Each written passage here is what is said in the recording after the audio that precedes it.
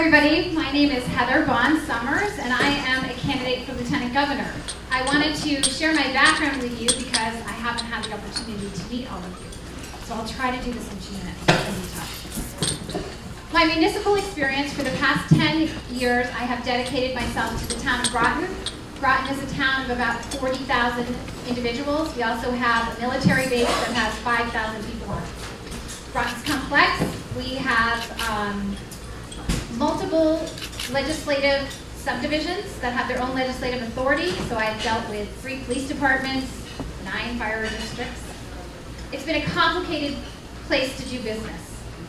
We are really a microcosm of the state. We have students that the only decent meal they get is at school, and we have students that drive Mercedes to school. We are home to Electric Boat, Pfizer, the submarine base, the Yukon Avery Point branch. The good things about Groton is, under my tenure as the mayor, we grew the grand list. We have a stable tax rate. We enjoy the 12th lowest taxes in the state of Connecticut. We have a good fund balance, very little debt, and we've done this all through proper planning, financial stewardship, and working together as unaffiliated Republicans and Democrats. Groton is a Democratic town, and I'm overwhelmingly elected there. My private sector experience is that I started a manufacturing company in Windham County, not too far from here, 17 years ago. Myself and my 2 partners from Tallinn, Connecticut, yay, have a patent on a biotechnology that's used in the medical world. We started in the basement of a church with 3 people. We still have those 3 people working for us, but now we have 40 people working 3 shifts, and I'm proud to say that I have a medical product that is sold across the globe. My manufacturing experience, I think, is key to this election. Having someone who's actually been a manufacturer in the conditions of Connecticut. Is that time up already? Yes. Oh, well, I'm going to be quick. I'm going to wrap it up here. Is key. I've lived it. I breathed it. I know exactly what we need to do to get those types of jobs back here in Connecticut. That's what we need to grow our middle class. I have 3 children. 2 are in college, and I have a surprise 3-year-old. I'm doing this for them. Okay? I want my kids that are graduating from college to be able to find a job here in Connecticut. I want my 3-year-old to be able to grow up, to go to school here in Connecticut. I'm teamed up with Mayor Mark Boughton. I'm thankful that he asked me to enter the race. We are doing great. There's a lot of momentum. I've been in this race for about 30 days. That's not for lack of commitment. It's because I had to run for municipal office. And I'll tell you, this week I was honored and proud that I had a fundraiser that over 200 people attended.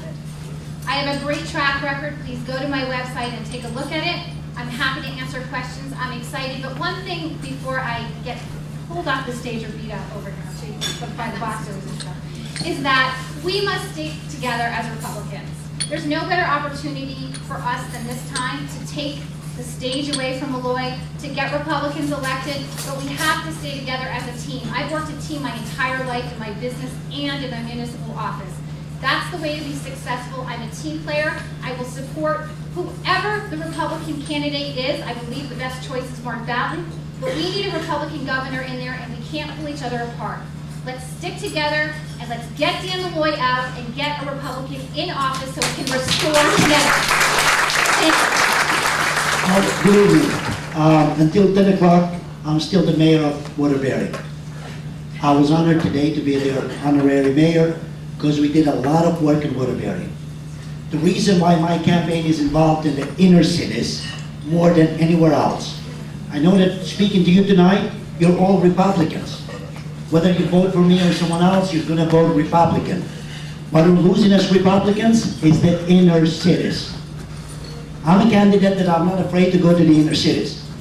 Pretty much I grew up in inner cities. I came to the United States as a refugee 25 years ago. I lived in Bronx, New York. That's where I started my life. I know the inner cities. We're working Bridgeport.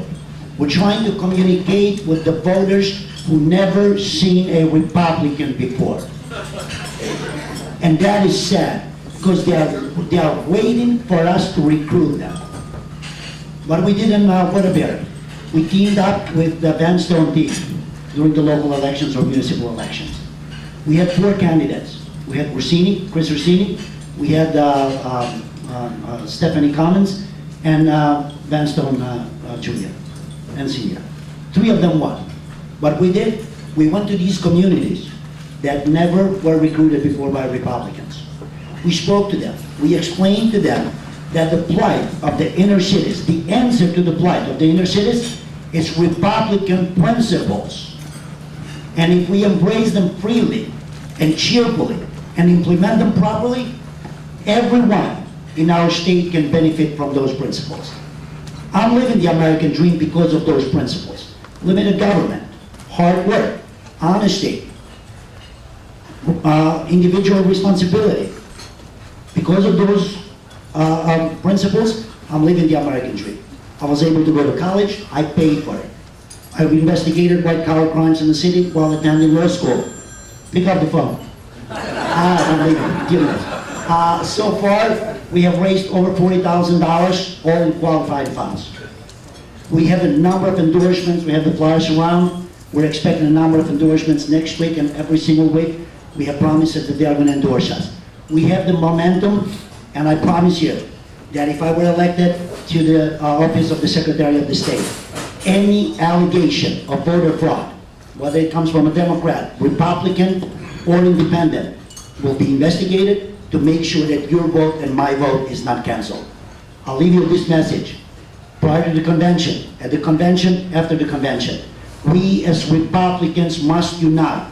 Otherwise, this election is ours to lose. Let's not lose it. May God bless you, and I appreciate your time.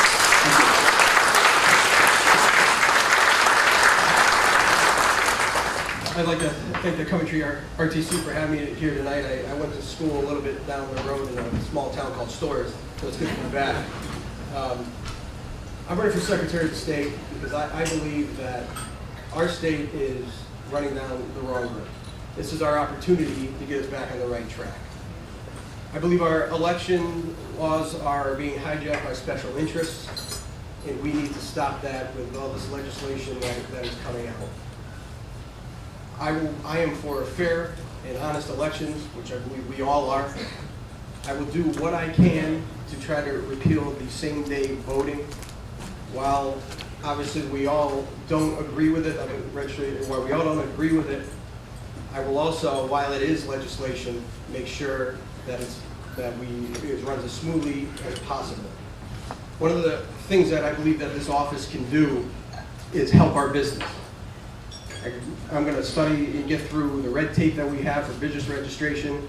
I run a business, and I know how daunting that can be to set up a business and move forward. We have, like I said, an opportunity here to move forward and put Connecticut back on the right track. I have served my town 2 terms on the Board of Education in Windsor. I've also served three terms on the Windsor Town Council. I feel I'm uniquely qualified for this office. And of course, once upon a time, I was an intern at the Secretary of the State's office. Hopefully they'll have me back.